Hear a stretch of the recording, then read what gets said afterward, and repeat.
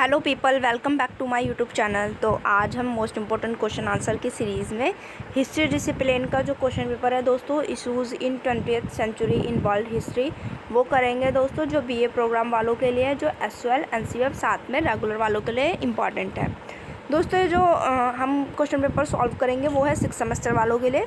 तो जल्दी से देख लेते हैं। इसमें हम पढ़ेंगे आज पेरिस आंदोलन के बारे में। तो पेरिस छात्र आंदोलन क्या था या क्या है, ठीक है, उसके बारे में हम आंसर अटैम्प्ट कैसे करना है, जब भी क्वेश्चन पेपर में आएगा तो देख लेते हैं एक बार कैसे अटैम्प्ट करना है। मोस्ट इम्पॉर्टेंट क्वेश्चन है, मतलब कि आ ही जाता है पेपर में कई बार। अगर आपको क्वेश्चन पेपर चेक करना है तो 2 क्वेश्चन पेपर मैंने प्रोवाइड करा दिए हैं आपको, एक प्रीवियस ईयर क्वेश्चन पेपर और एक अभी 2022 का क्वेश्चन पेपर। लिंक डिस्क्रिप्शन में मेंशन कर दूंगा, आप वहाँ से चेकआउट कर सकते हैं कि क्या क्या क्वेश्चन पेपर में आए हुए हैं। तो देख लेते हैं एक बार। पेरिस छात्र आंदोलन। पूरी दुनिया में छात्र किसी देश की जनसंख्या का एक महत्वपूर्ण भाग होते हैं, ठीक है। तो अगर पूरी दुनिया में बात करें तो जो छात्र होते हैं वो एक किसी जनसंख्या का क्या होता है, एक बहुत इंपॉर्टेंट पार्ट होते हैं। और इसके बावजूद छात्र गतिविधियों का केंद्रीय स्थान विश्वविद्यालय ही होता है, ठीक है। अगर छात्र की गतिविधियों का केंद्र स्थान मतलब कि सेंट्रल पॉइंट देखें तो वो क्या होता है दोस्तों, विश्वविद्यालय यानी कि यूनिवर्सिटी होती है। जैसा कि आपको पता ही होगा, जितने भी आंदोलन वगैरह होते हैं, अगर हम बात करें नॉर्थ कैंपस में, ठीक है, तो वो सारे के विश्वविद्यालय में ही विश्वविद्यालय के आसपास ही होते हैं, जितने भी छात्र इकट्ठे होते हैं, ठीक है। जैसे कि अभी ऑनलाइन एग्ज़ाम की जब डिमांड हो रही थी, ठीक है, तो वो क्या थे, विश्वविद्यालय के आसपास ही सारे आंदोलन हो रहे थे। विश्वविद्यालय के छात्र सबसे पहले नए विचारों से प्रभावित होते हैं और राजनीतिक रूप से जागरूक होते हैं, ठीक है। और अगर हम नए विचारों की बात करें तो सबसे पहले विश्वविद्यालय के छात्र क्या होते हैं, नए विचारों से प्रभावित होते हैं और राजनीतिक रूप से जागरूक भी होते हैं। वे तुलनात्मक रूप से आबादी में अन्य समूह की तुलना में सामाजिक बाधाओं से मुक्त होते हैं, ठीक है। और साथ में क्या होता है दोस्तों, अगर उनकी आज़ादी की बात करें, सामाजिक बाधाओं की बात करें, तो अन्य आबादी की तुलना में क्या होते हैं, इन बाधाओं से फ्री होते हैं, यानी कि मुक्त होते हैं,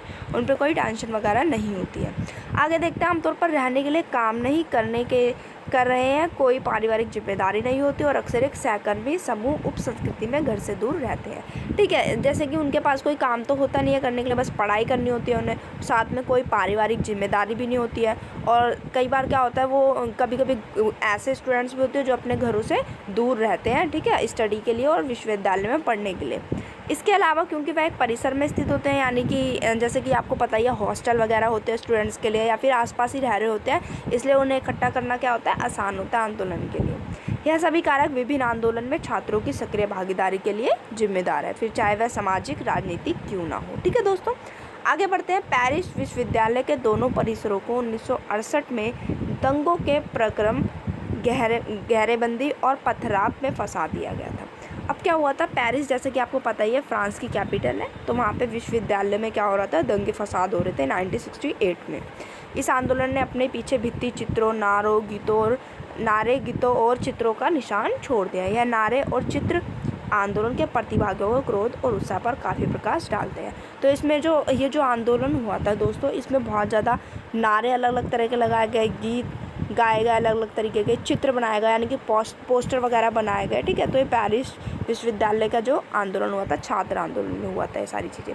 अब देख लेते हैं प्रमुख घटनाएं क्या क्या घटी थी इस आंदोलन में, जिससे ये इतना ज़्यादा पूरे वर्ल्ड वाइड में फैल गया।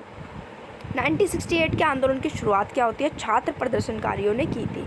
उन्होंने यौन स्वतंत्रता की मांग की, ठीक है। तो सबसे पहले छात्र क्या करते हैं, यौन स्वतंत्रता की डिमांड करते हैं विश्वविद्यालय से, परंतु विश्वविद्यालय में सामान्य वातावरण रूढ़िवादी और शुद्धतावादी था। लेकिन जो विश्वविद्यालय यानी कि यूनिवर्सिटी का एनवायरनमेंट था, वो कैसा था, रूढ़िवादी, यानी कि जो पारंपरिक सोच रखते हैं, पुरानी विचारधारा रखते हैं और शुद्धतावादी दिखा था। यह छात्रावास के नियमों में परिलक्षित होता था, जो लिंगो अलगाव पर आधारित था, तथा आंदोलन वास्तव में पेरिस के उपनगर में शुरू हुआ, ठीक है। तो ये जो आंदोलन होता है दोस्तों, वास्तव में जो स्टार्टिंग होती है इसकी कहाँ से होती है, पेरिस के उपनगर से होती है, ठीक है। तो आगे बढ़ते हैं, आगे समझते हैं। पेरिस विश्वविद्यालय के परिसरों में एक नानटेरे में था, ठीक है। तो एक पेरिस विश्वविद्यालय था, मतलब पेरिस विश्वविद्यालय जो पेरिस यूनिवर्सिटी थी, उनमें से जो एक परिसर था, यानी कि कैंपस की बात करते हैं तो एक नानटेरे कैंपस था, ठीक है, जो 1962 से अब तक निर्माणाधीन था, यानी कि 1962 से बनाया ही जा रहा था 1968 तक। भवन के अलावा लगभग 12,000 छात्रों के ठहरने के लिए अल्प विकसित आवास होने के कारण छात्रावास के नियमों में विपरीत लिंग के छात्रों के प्रवेश पर प्रतिबंध था। ठीक है। अब क्या था, एक तो क्योंकि वो बन रहा था कैंपस, और ऊपर से क्या था, जो छात्र थे उनके ठहरने के लिए बहुत कम जगह थी, और साथ में क्या था, प्रतिबंध लगा दिया था कि विपरीत लिंग यानी कि मेल फीमेल एक दूसरे के छात्रावास पे नहीं जा सकते, यानी कि हॉस्टल पे नहीं जा सकते। जनवरी 1968 में छात्र नेता डैनियल ने फ्रांसीसी मंत्री मिसोफे से छात्रा की हताशा को जिक्र किया। अब क्या होता है, जैसे कि आपको पता ही होगा, यूनिवर्सिटी में नेता वगैरह होते हैं, यूनिवर्सिटी के ही जो छात्र होते हैं वो नेता वगैरह भी होते हैं। तो एक छात्र नेता थे डैनियल, जिन्होंने क्या करा, फ्रांसीसी मंत्री से इस बात के बारे में, मतलब इस हताशा के बारे में जिक्र किया कि ये हो रहा है बच्चों के साथ, ये घटनाएं हो रही है। उस मंत्री का नाम क्या था, मिसोफे। ठीक है, लेकिन उनको कोई जवाब नहीं मिलता है, परंतु उन्हें कोई जवाब नहीं मिला। फिर क्या होता है, 22 मार्च 1968 को लगभग 150 छात्रों ने कुछ कवियों और संगीतकारों के साथ पेरिस विश्वविद्यालय के नानटेरे कैंपस में एक इमारत पर कब्जा कर लिया था। अब क्या होता है, 22 मार्च जब, क्योंकि उनकी सुनी नहीं जाती, तो फिर क्या होता है, 22 मार्च 1968 को 150 छात्र मिलकर क्या करते हैं, पेरिस का जो नानटेरा कैंपस होता है उसकी एक इमारत पर कब्जा कर लेते हैं, ताकि इसके कामकाज से संबंधित मुद्दों पर चर्चा की जा सके, यानी कि जो उससे रिलेटेड कामकाज है उन पर उनके मुद्दों पर चर्चा की जा सके, आराम से बातचीत की जा सके, और वो इकट्ठे होकर आराम से वहाँ पर बातचीत कर सकें। अब इमारत को पुलिस क्या कर लेते हैं, चारों ओर से घेर लेते हैं, और इसके बाद छात्र अपनी इच्छाओं को सार्वजनिक करने के बाद चले गए। अब क्या होता है, फिर छात्र क्या कर देते हैं, अपनी इच्छाओं को सार्वजनिक कर देते हैं कि वो क्या क्या चाह रहे हैं। यहीं से पता चलता है कि छात्र आंदोलन है क्या। इस आंदोलन को किसके रूप में जाना जाता है, 22 मार्च के आंदोलन के रूप में जाना जाता है। तो आपके क्वेश्चन आंसर में लिख के आना है जरूर ही। ठीक है, आगे बढ़ते हैं। प्रदर्शनकारियों के खिलाफ कार्रवाई के लिए एक अनुशासनात्मक समिति बनाई गई थी। इस बीच मार्च से लेकर मई तक छात्रों और अधिकारियों के बीच झड़पें जारी रही। इसके कारण 2 मई को नानटेरे परिसर को बंद कर दिया गया। अब क्या होता है, जो प्रदर्शनकारी होते हैं, यानी कि जो भी प्रदर्शन कर रहे होते हैं, विरोध कर रहे होते हैं, आंदोलन कर रहे होते हैं, उनके खिलाफ क्या होता है, एक समिति बनाई जाती है जो जांच पड़ताल करेगी और दोषियों को पकड़ेगी।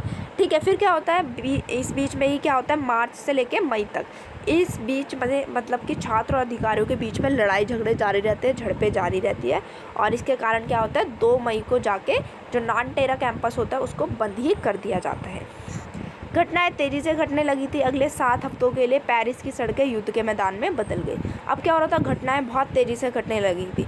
अगले 7 हफ्तों में क्या हुआ था, जो पेरिस की सड़कें थी वो युद्ध के मैदान में, यानी कि बहुत ज़्यादा आंदोलन बहुत ऊंचे लेवल पे पहुंच चुका था।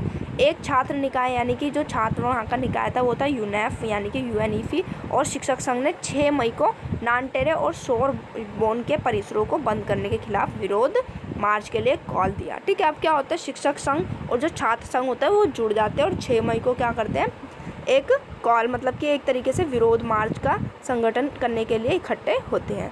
अगले 7 सप्ताह फ्रांसीसी इतिहास में सड़क के झगड़े के रास्ते, पत्थरों, आंसू गैस के गोलों और घेराबंदी के समय के रूप में जाने जाते हैं। ठीक है, तो अगले 7 सप्ताह में क्या होता है, फ्रांसीसी इतिहास मतलब कि फ्रांस में क्या होता है, बहुत ज़्यादा सड़क पे मतलब कि पत्थरबाजी होती है, आंसू गैस के गोले दागे जाते हैं, घेराबंदी होती है, और बहुत ज़्यादा लेवल पे क्या होता है, आंदोलन बढ़ जाता है।